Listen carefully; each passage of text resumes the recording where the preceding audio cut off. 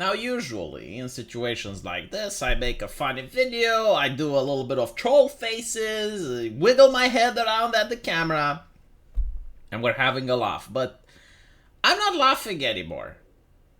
Since the beginning of the year, there has been nothing but disappointment. And while in the previous years, the game were awful, this particular year makes it so that the games are barely playable at launch.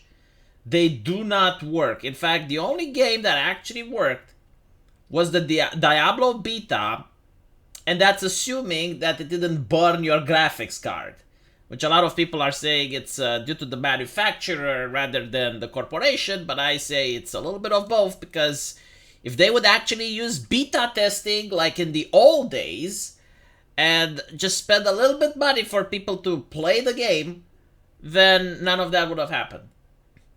So we're looking at Lord of the Rings Gollum, which I had a little bit of hopes for it, because as you can see, some of the graphics, they do look breathtaking.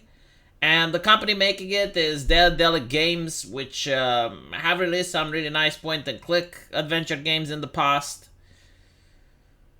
But no, it's mostly negative reviews. The game is incredibly buggy, but not only that, as you can see, people are pointing it out, this isn't a game, this isn't an experience, this isn't even a torture test to your PC.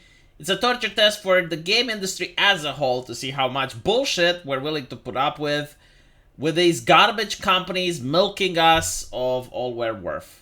And if you're wondering, yes, I did went to the Daedalic Facebook page, and they used to welcome refugees into the European Union. And I'm thinking, like, you're a video game company. Why can't you just shut the fuck up and make games? And the answer is because they can't make games. I mean, we were looking at the end game product. They do not know how to make games, but they do know how to welcome refugees on Facebook in the hopes that maybe someone is going to buy their activism, like pay so that they can write the buzzwords on Facebook out of pity, I guess, because they cannot entertain you. They do not know how. Oh geez, where do I start? This game is just god-awful. I had to give it a try before leaving my honest review. I waited for years for this game to come out with the hope that it would have been so amazing. It is by far the worst game I have ever played. It is boring. You can't do anything except throw rocks, jump, hide, crawl, and eat. It's pathetic. Most definitely overpaid for this garbage. Do not buy it, even if it goes on sale for 99 cents. The game had potential, but why the developer decided to release this garbage anyway beats me.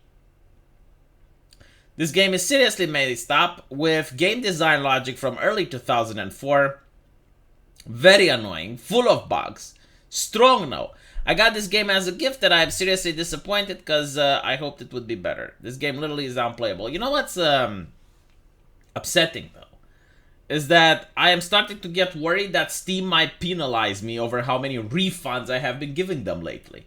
And I do not intend to give them refunds, believe it or not. I want that the games that I play to be enjoyable, but unfortunately, every single goddamn game I play is broken. Like, everything that came out this year that I purchased is unplayable.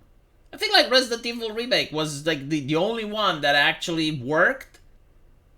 But how long? How long is this going to go on? The funny part is, it's like when you hear corporations go like, well, yeah, but you know, like PC launch, there's people that have different hardware, so we're having difficulty in making sure that it works for everyone. It's like, yeah, because number one, you don't beta test anymore. And number two, you're full of shit. Like, first of all, back in the day, this wasn't an issue. Like, remember when they used to have, like, CD-ROMs or DVD-ROMs, and you'd have to buy the physical game, and it actually worked on day one? Because they couldn't patch it most of the time, because there wasn't an online connection. Like, most people were expecting that they would play the game offline, so it had to work on the disc. How did they manage then? Because, like, back then, there were far more hardwares than there are now. Now, most of the hardwares are pretty standardized. Like, you got like two graphic card companies, and you know, the processors are also from like maybe two major companies. Like, it's not like that different as it used to be. And yet, now you have developers complaining, oh yes, but You know, there's just too many too many rigs. We just don't know what to do. Let me know what you guys think, and as usual, I will see you in the comment section. Take care.